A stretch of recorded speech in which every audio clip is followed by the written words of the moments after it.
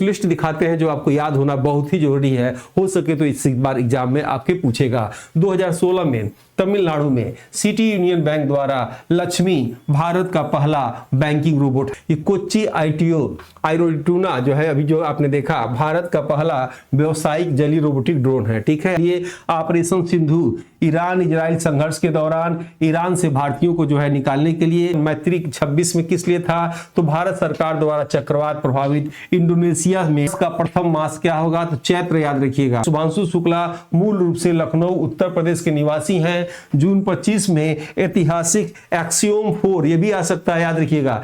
वास्तविक मछली है डॉग फिश। एस्कार्बिक आंवला खट्टे फल में कई बार पूछा हुआ है, इसलिए मैंने यहां डाल दिया क्योंकि वे अनुदैर्ध्य होती हैं। कि इंडोनेशिया की राजधानी जो है जावा द्वीप पर इंडोनेशिया की राजधानी जकार्ता है और उसने क्या किया, अपनी राजधानी जकार्ता से जो है बोर्नियो द्वीप पे शिफ्ट कर दिया और नाम क्या रखा है, नूर संतारा। इस पे नीचे जो होगा मकर रेखा होगा। भारतीय कृषि अनुसंधान संस्थान 315 में क्या है, संघ और राज्यों के लिए। आदित्य क्लासेस एग्जाम गुरु चैनल में आप सबका स्वागत है। जैसा कि आप जानते होंगे सालवर्ड पेपर का सीरीज चल रहा है, उस क्रम में हम लोग 2012 का सालवर्ड पेपर हल कर चुके हैं, 13 का भी हल कर चुके हैं। आज जो है हम लोग का तीसरा वीडियो 2019 का सालवर्ड पेपर जो है जीडीसी का पूरा व्याख्यात्मक हल के साथ हम लोग हल करने जा रहे हैं। इसके बाद जो है 21 का सालवर्ड पेपर का वीडियो आएगा। आइए देखते हैं हम लोग 19 का। पहला क्वेश्चन मैथ से था, देख लीजिएगा। दूसरा क्वेश्चन जो भी मैथ से था। तीसरा क्वेश्चन है एंशिएंट हिस्ट्री से, प्राचीन समय में निम्नलिखित ब्राह्मण परिवारों में से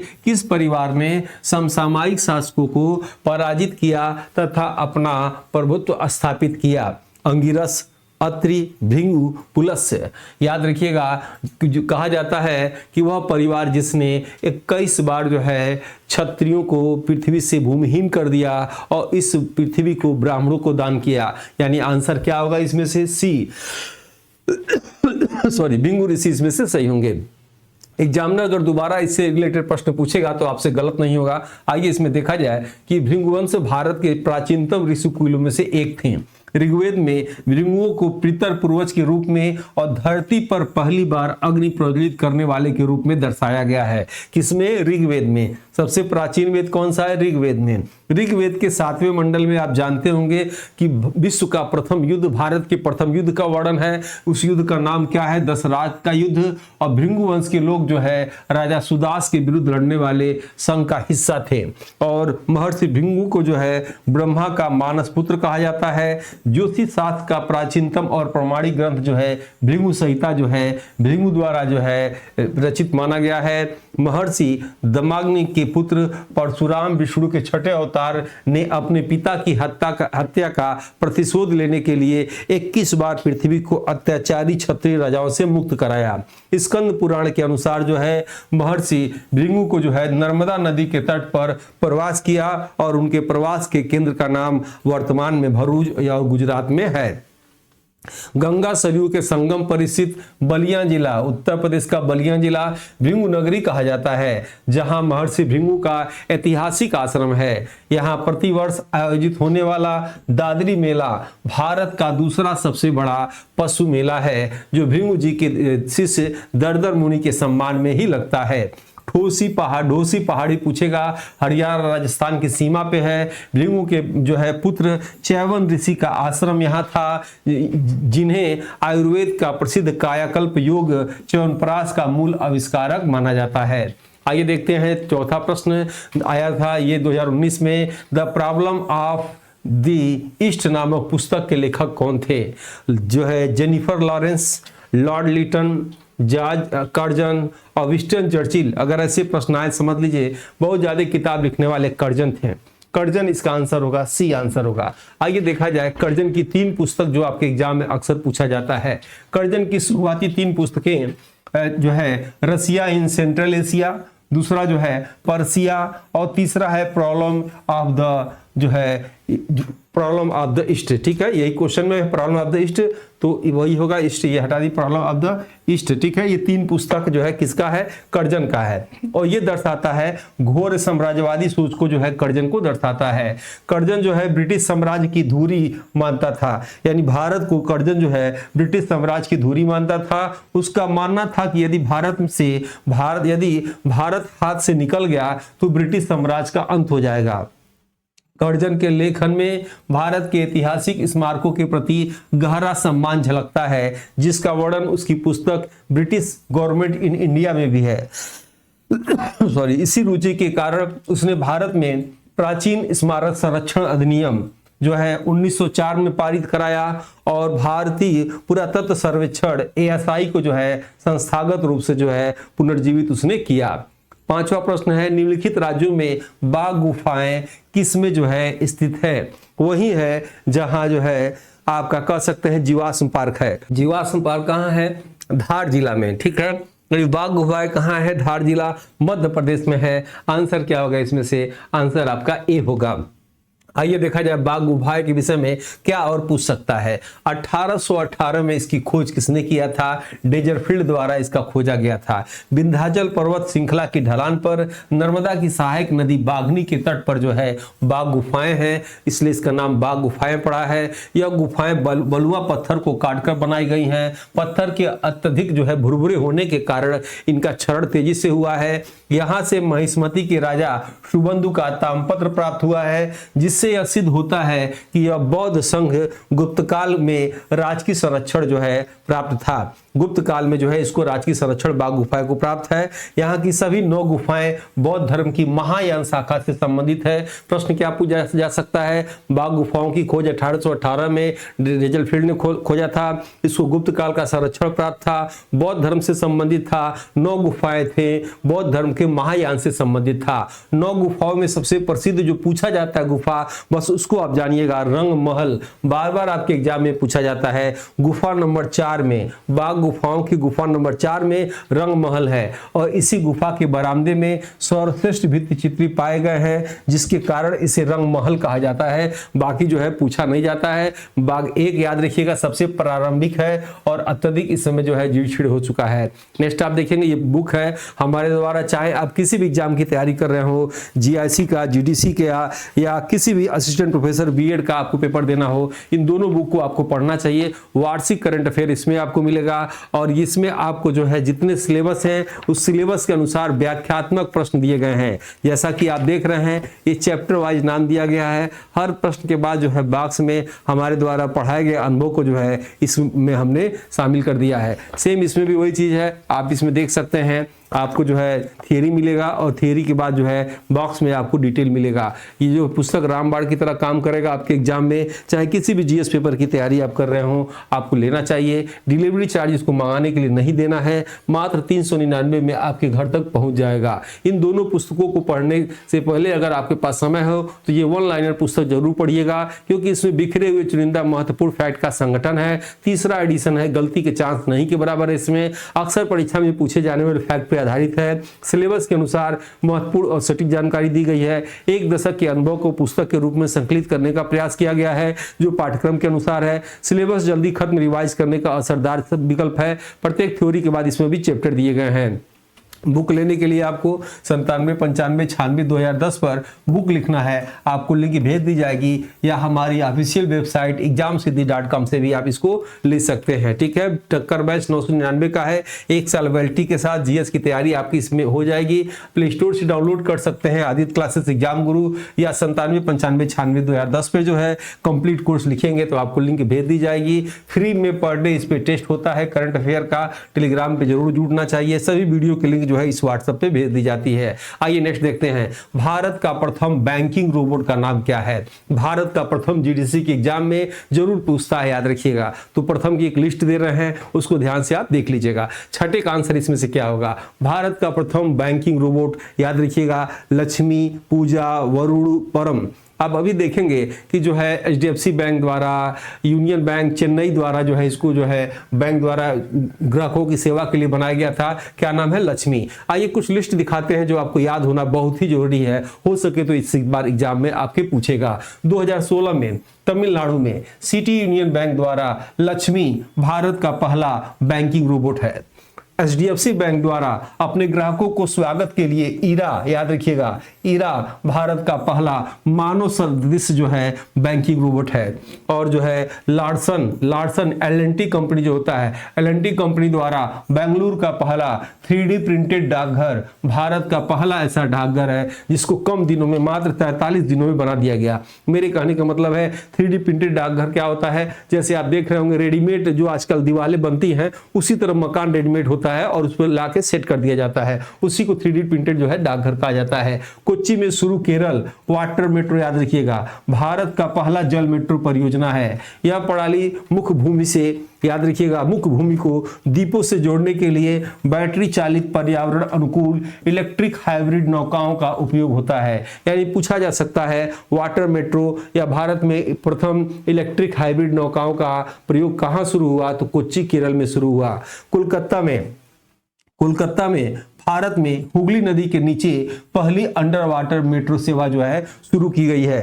केरल राज्य जल परिवहन विभाग द्वारा सौर ऊर्जा संचालित सूर्य अंशु, इंपॉर्टेंट है, पूछा जा सकता है, सूर्य अंशु भारत की पहली सौर ऊर्जा संचालित पर्यटक नाव है। और ये तो कई बार पूछा है, भारत मध्य प्रदेश का सांची भारत का पहला सोलर सिटी है, याद रखिएगा। और 7वां प्रश्न आइए देखते हैं, निम्नलिखित में से कौन एक भारत का प्रथम व्यावसायिक जली रोबोटिक ड्रोन है? कौन जो है व्यावसायिक जली रोबोटिक ड्रोन है? फोकल, डॉर्नियर 228, आयरन ट्यूना और रुस्तम आंसर हो जाएगा। तीसरा जो है आयरन ट्यूना जो है आंसर इसमें से होगा। अब आइए देखा जाए इसके विषय में कि क्या क्या और आपको पूछ सकता है कि कोच्चि आईटीओ आयरन ट्यूना जो है अभी जो आपने देखा भारत का पहला व्यावसायिक जली रोबोटिक ड्रोन है, ठीक है, याद रखिएगा। निराक्षी, याद रखिएगा, निराक्षी भारत का पहला स्वायत्त अंडर वाटर वाहन है। वीडियो अच्छा लगे आप लाइक सब्सक्राइब शेयर जरूर करिएगा, ये चैनल आपका है। ऐसे ही जो है हर क्लास में हम लोग लेकर तैयारी कराते हैं। वीडियो अच्छा लगे तो आपको लाइक सब्सक्राइब जरूर करना चाहिए। एरावत, और कम से कम 2 जगह इसे शेयर करिए अपने फ्रेंड में। एरावत क्या है? भारत का पहला और सबसे तेज एआई सुपर कंप्यूटर है वर्तमान में, याद रखिएगा, और विश्व के 500 सुपर कंप्यूटर की लिस्ट में ये शामिल है। माया क्या है? भारत का पहला स्वदेशी ऑपरेटिंग सिस्टम माया है। वेव वॉकर क्या है? भारत की पहली तरंग ऊर्जा संचालित जो है नाव है। नेक्स्ट देखते हैं इसमें से निम्नलिखित में से किस देश में भारतीय सेना द्वारा अक्टूबर 2018 में ऑपरेशन समुद्र मैत्री नाम से प्राकृतिक आपदा के कारण राहत व बचाव कार्य जो है चलाया गया? ये 18 का है करंट अफेयर, ये आपके एग्जाम में नहीं पूछेगा, याद रखिएगा। वैसे इसका आंसर क्या होगा? इंडोनेशिया होगा। लेकिन अब आइए इसके हिसाब से नहीं, हम लोग 2026-27 के हिसाब से देखा जाए क्या आंसर होगा। देखिए अगर आपके एग्जाम में पूछ दे कि ऑपरेशन त्रासी 1 तो किश्तवाड़ जम्मू कश्मीर में आतंकवादी विरोधी अभियान के लिए, ऑपरेशन ब्रह्मा म्यांमार में भूकंप राहत और फील्ड अस्पताल स्थापना के लिए, ऑपरेशन सागर बंधु चक्रवात द्वितवाह के बाद श्रीलंका को सहायता के लिए, ऑपरेशन सिंदूर पीओके सीमावर्ती क्षेत्रों में आतंकी जो है लॉन्च पैड नष्ट करने के लिए, ऑपरेशन पिंपल के केरल सेक्टर जो है जम्मू कश्मीर में घुसपैठ विरोधी अभियान के लिए, ऑपरेशन चक्र 5 सीबीआई द्वारा डिजिटल अरेस्ट साइबर को जो है स्कैम करने के लिए,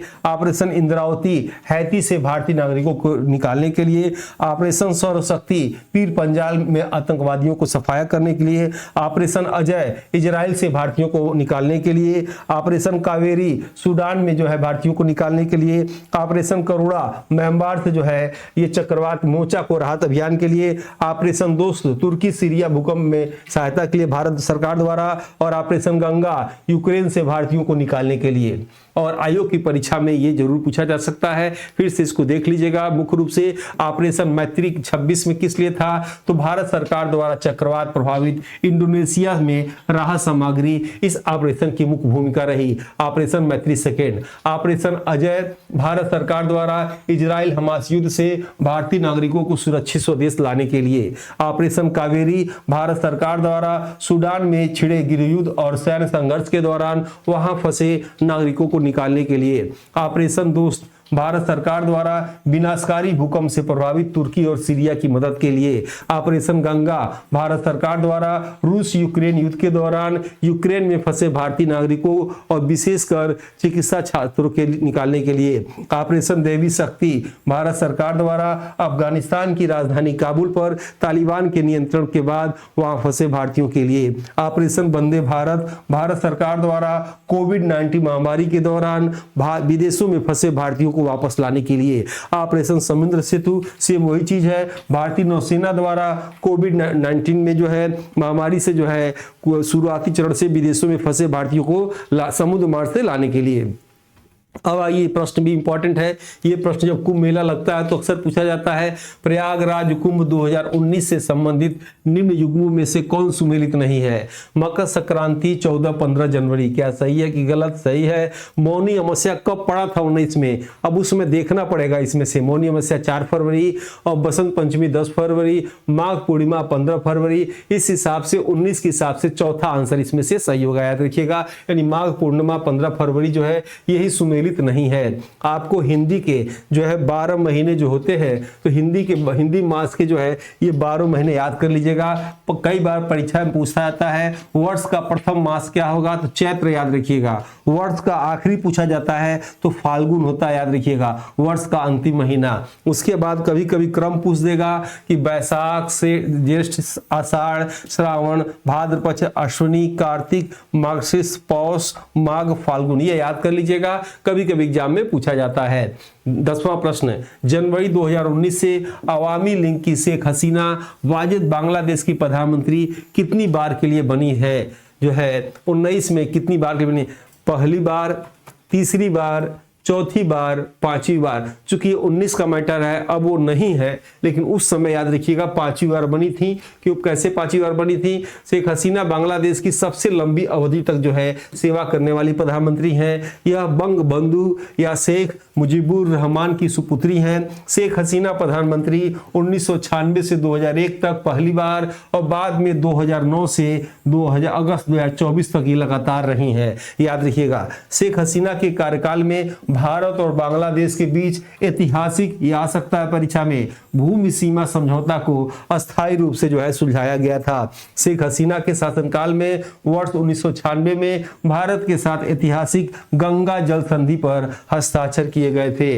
और ये जो है ब्रश करने के बाद आप क्या खाएं, ब्रश करने के बाद आप क्या खाएं, चाय पिए, गैस बनेगा, ये जो है जैविक चीज है, बिल्कुल आपको खाना चाहिए। 1 चम्मच प्रतिदिन जो है ब्रश करने के बाद सुबह स्टूडेंट लोग को जरूर खाना चाहिए। रात को सोते समय भी खा सकते हैं। अगर आपको पढ़ते समय वीकनेस आता हो, कमजोरी आता हो, बार बार नींद आता हो, तो ये जैविक बना हुआ है, तो आप इसको परचेज एक बार करिए। अच्छा लगेगा तो जरूर आप इसे परचेज करेंगे।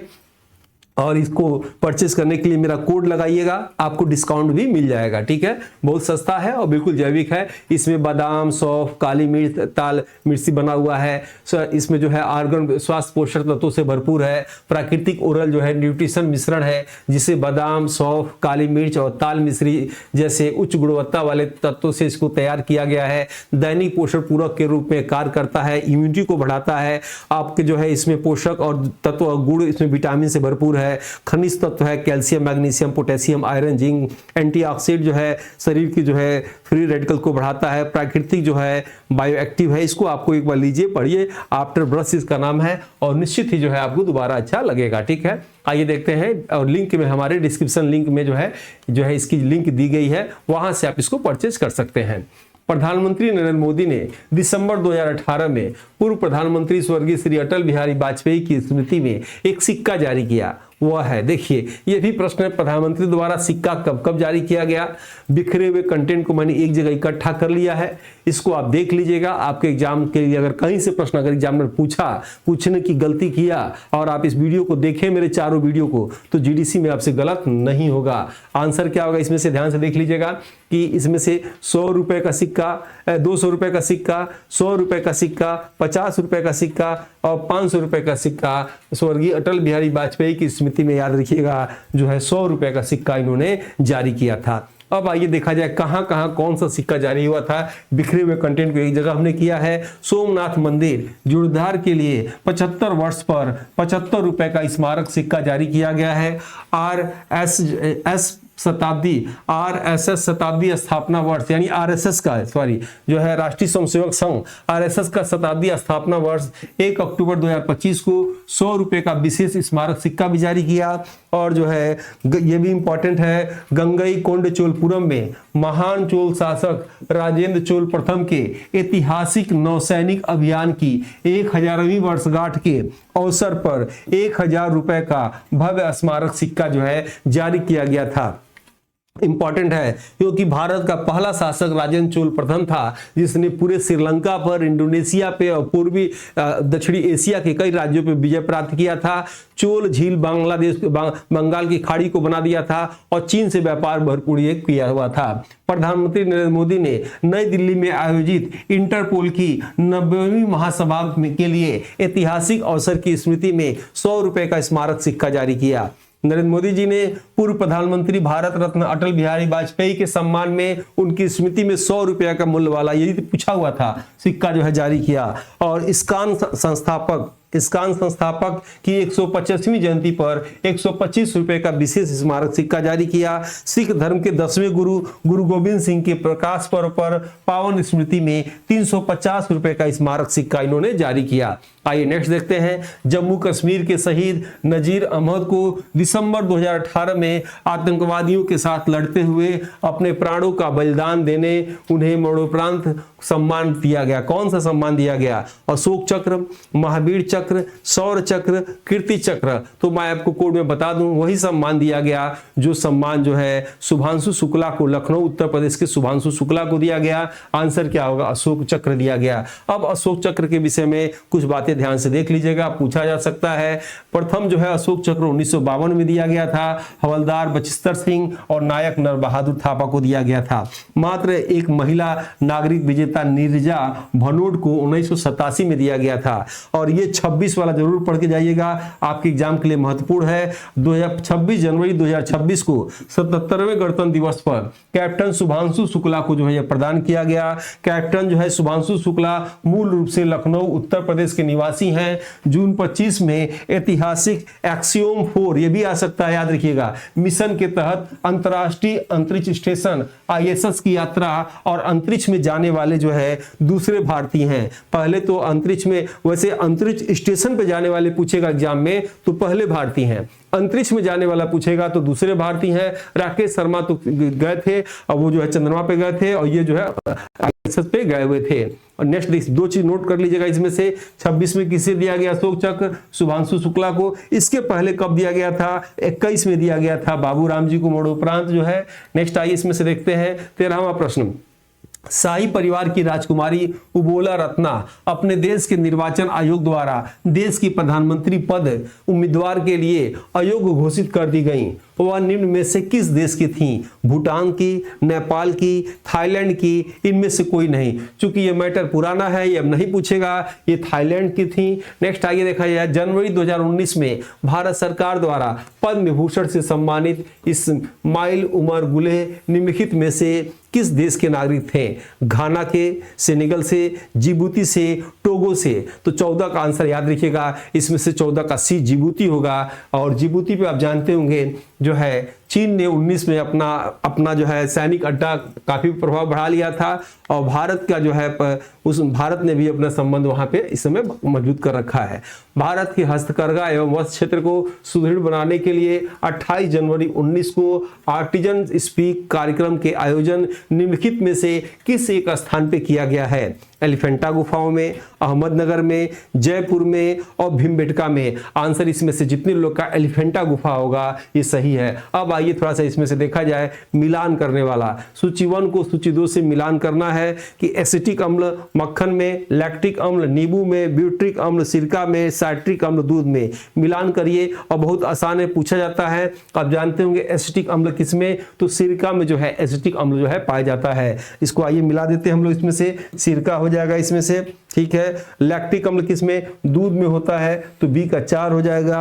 और ब्यूट्रिक अम्ल किसमें होता है, मक्खन में होता है, 1 हो जाएगा। तो आंसर साइट्रिक अम्ल क्या हो जाएगा इसमें से, नींबू में, खट्टे फलों में होता है। ये लिस्ट आप जरूर देख लीजिएगा, आपके एग्जाम में अभी आएगा एक, इसके आगे लिस्ट हम बनाएंगे, अम्ल वाला लिस्ट आएगी, उसको देख लीजिएगा। निम्नलिखित में से कौन एक वास्तविक मछली जो है नहीं है, red fish, cat fish, dark fish, jelly fish. Answer हो जाएगा जेली फिश जो है वास्तविक मछली नहीं है। 2 लिस्ट में दिखा रहा हूं, एक वास्तविक मछली की लिस्ट और जो है एक अवास्तविक मछली की लिस्ट। अगर एग्जामिनर इसमें से कुछ पूछे तो आप सही कर लीजिएगा। वास्तविक मछली है dog fish, cat fish, sea heart समुद्री घोड़ा, flying fish, paddle fish, glow fish और गोल्ड फिश, ये जो है वास्तविक मछली है। अवास्तविक मछली jelly fish, star fish, silver fish, cuttle fish, devil fish, fish, razor fish, hag fish जो है ब्लू हेल्ड। नेक्स्ट इसमें से देखा जाए, कठोर व्यायाम की अवधि में निम्नलिखित में से किसका उत्पादन पेशियों में जो है चयापचय उत्पादन के रूप में होता है,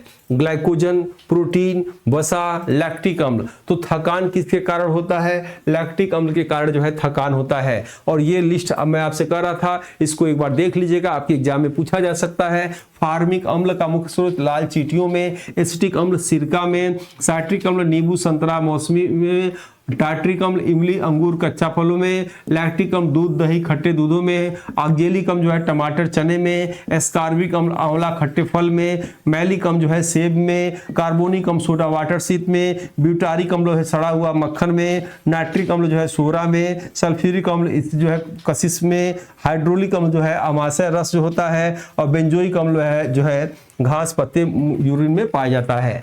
नेक्स्ट आइए देखा जाए, निम्नलिखित कथनों पर विचार कीजिए तथा नीचे दिए गए कूट से सही उत्तर का चयन कीजिए।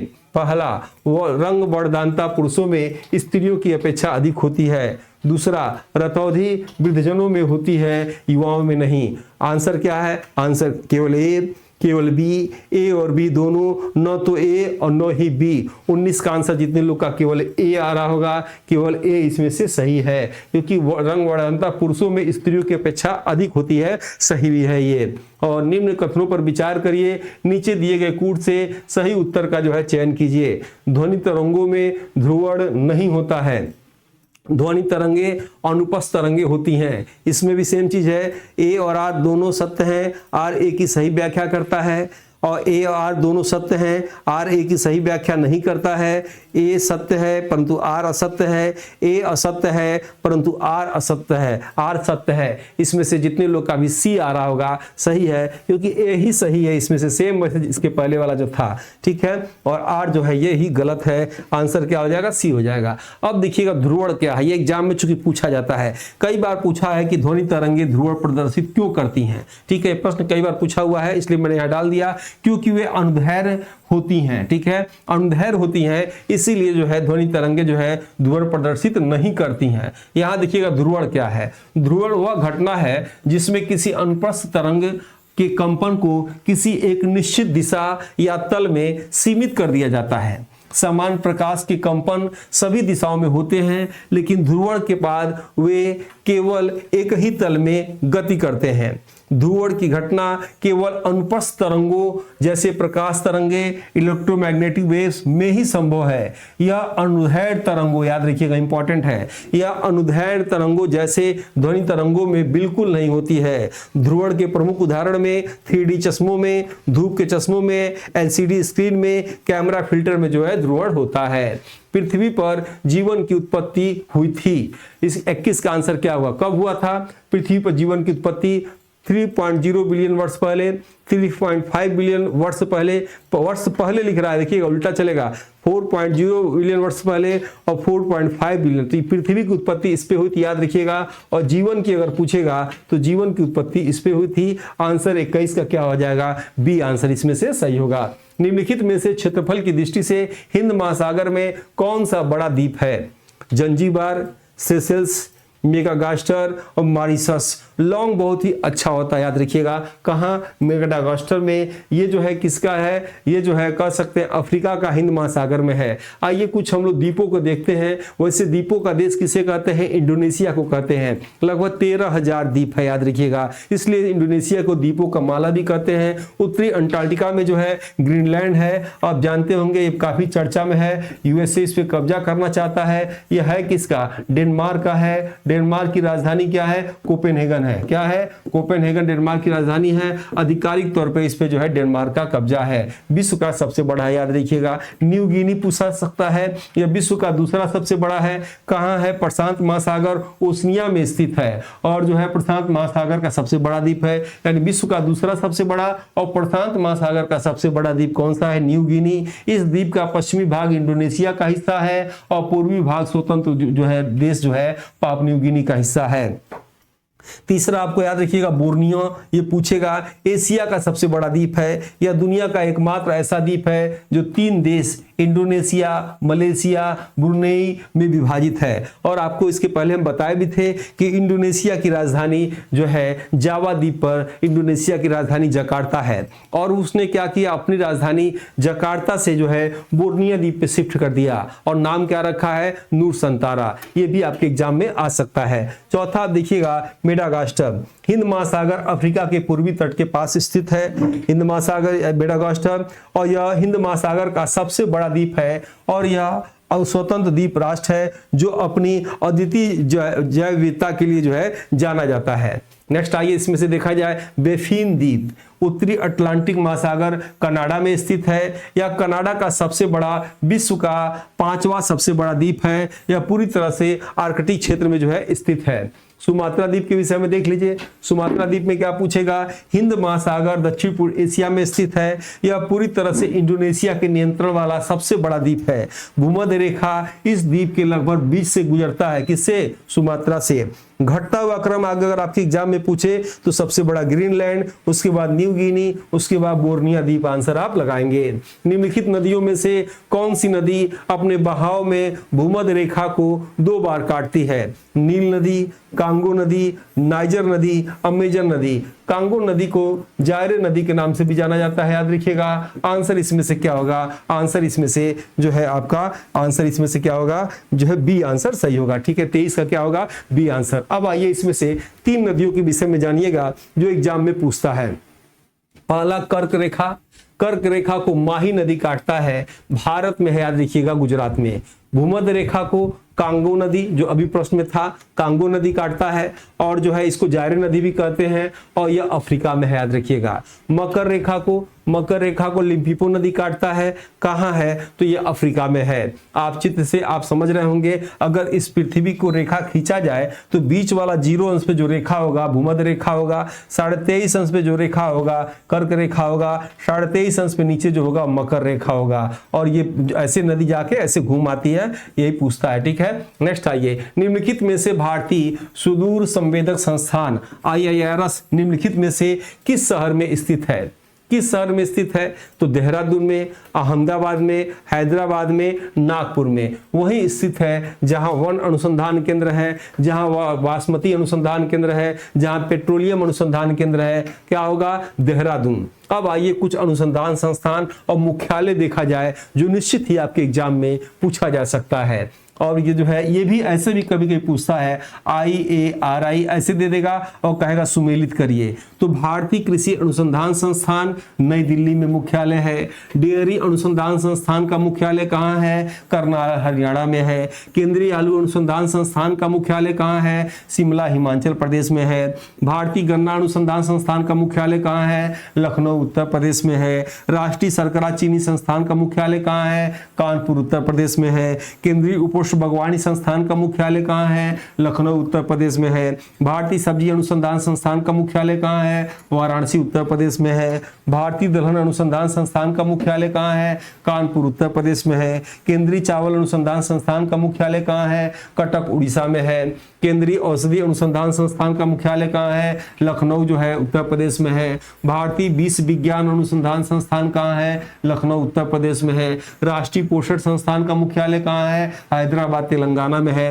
राष्ट्रीय विषाणु विज्ञान संस्थान का मुख्यालय कहाँ है? पुणे महाराष्ट्र में है। भारतीय विज्ञान संस्थान का मुख्यालय कहाँ है? बेंगलुरु कर्नाटक में है। वन अनुसंधान संस्थान कहाँ है? देहरादून उत्तराखंड में है। भारतीय वनस्पति सर्वेक्षण संस्थान कहाँ है? कोलकाता पश्चिम बंगाल में है। भारतीय वन्यजीव संस्थान कहाँ है? देहरादून उत्तराखंड में है। राष्ट्रीय पर्यावरण इंजीनियरिंग अनुसंधान संस्थान कहाँ है? नागपुर महाराष्ट्र में है। केंद्रीय शुष्क क्षेत्र अनुसंधान संस्थान कहाँ है? जोधपुर जो है राजस्थान में है। भारतीय चमड़ा अनुसंधान संस्थान कहाँ है? चेन्नई तमिलनाडु में है। केंद्रीय ईंधन अनुसंधान संस्थान कहाँ है? जलगोड़ा धनबाद झारखंड में है। भारतीय राष्ट्रीय महासागर सूचना सेवा केंद्र कहाँ है? हैदराबाद तेलंगाना में है। भारतीय हीरा संस्थान कहाँ है? सूरत गुजरात में है।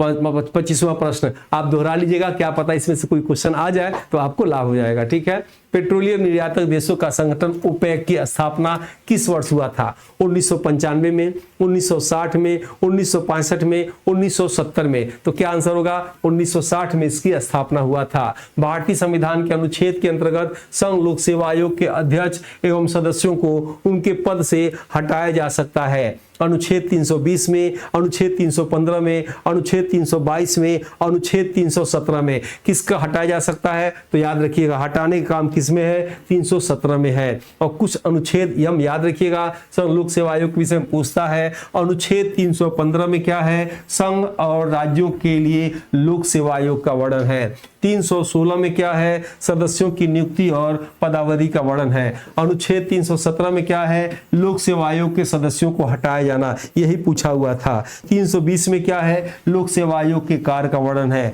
323 में क्या है? लोक सेवा आयोग के प्रतिवेदन का रिपोर्ट का वर्णन है। भारत के राष्ट्रपति निम्नलिखित में से किसको अपना त्याग पत्र जो है देते हैं? आसान प्रश्न है, परीक्षा हाल में बहुत लोग इसे गलत कर देते हैं। किसको देते हैं? भारत के मुख्य न्यायाधीश को नहीं, शपथ होता है। लोकसभा के अध्यक्ष को नहीं, भारत के प्रधानमंत्री को नहीं, भारत के उपराष्ट्रपति को देते हैं और उपराष्ट्रपति को लोकसभा के अध्यक्ष को इसकी सूचना देनी पड़ती है। और आइए इसमें कुछ देखा जाए, संवैधानिक प्रावधान अनुच्छेद 52 में क्या है?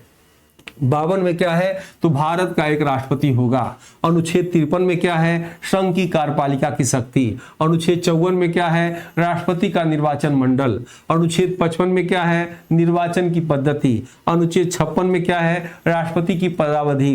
अनुच्छेद 58 में क्या है? राष्ट्रपति पद के लिए योग्यताएं। अनुच्छेद 60 में क्या है? राष्ट्रपति द्वारा शपथ। अनुच्छेद 61 में क्या है? महाभियोग की प्रक्रिया। अनुच्छेद 72 में क्या है? राष्ट्रपति की क्षमा शक्ति। अनुच्छेद 113 में क्या है? अध्यादेश जारी करने की शक्ति। अनुच्छेद 143 में क्या है? उच्चतम न्यायालय से परामर्श की शक्ति अनुच्छेद 143 में है। इंडिया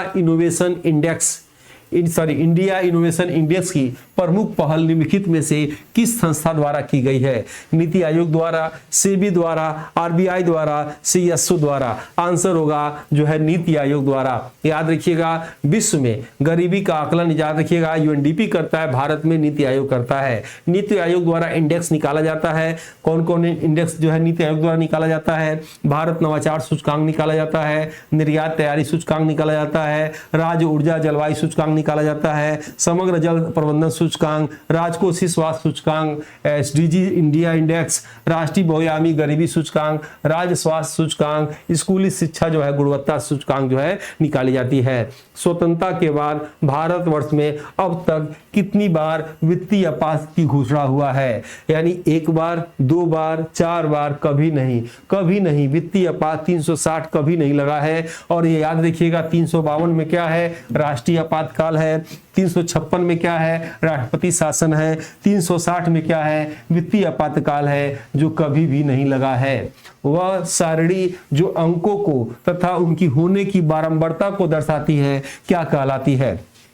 आंकड़ा सारणी, अंकों की सारणी, आवृत्ति सारणी और सांख्यिकी सारणी। वीडियो अगर आपको अच्छा लग रहा हो तो लाइक जरूर करिएगा, सब्सक्राइब करिएगा, कम से कम 2 जगह इसे शेयर करिएगा। पिछली बार असिस्टेंट प्रोफेसर के एग्जाम में भी बोले थे आप लोग कि सर 1 लाख आपका सब्सक्राइब बढ़वा देंगे, नहीं बढ़वाएं। जीडीसी का एग्जाम भी समाप्त हो रहा है, कब बढ़वाएंगे? आप लोग को सब्सक्राइब, अगर आपके पास 2 मोबाइल हो तो 3 मोबाइल हो तो सब्सक्राइब जरूर कर दीजिएगा, ठीक है। तो इसमें से जितने लोग का सी आंसर आ रहा होगा आवर्ती वितरण सारणी ये सही होगा, ठीक है। और वीडियो कैसा लगा फीडबैक जरूर दीजिएगा। इसके बाद ये चौथा आने जा रहा है, उसको भी देख लीजिएगा और देख के ही पेपर में बैठिएगा। ये दोनों बुक किसी भी एग्जाम की तैयारी करते हो, जीडीसी जीआईसी, इसको मंगाइएगा। बेटर होगा कि इसको पढ़ने के बाद तब इन दोनों को मंगाइएगा और अच्छा रहेगा। तीनों बुक एक साथ आपको मंगा सकते हैं, ठीक है। और बुक मंगाने के लिए इस नंबर पे आप बुक लिखेंगे, आपको लिंक भेज दिया जाएगा। एग्जाम सिद्धि वेबसाइट से भी इसको आप ले सकते हैं। और टक्कर जीएस बेस्ट 999 का 1 साल वैलिडिटी के साथ है।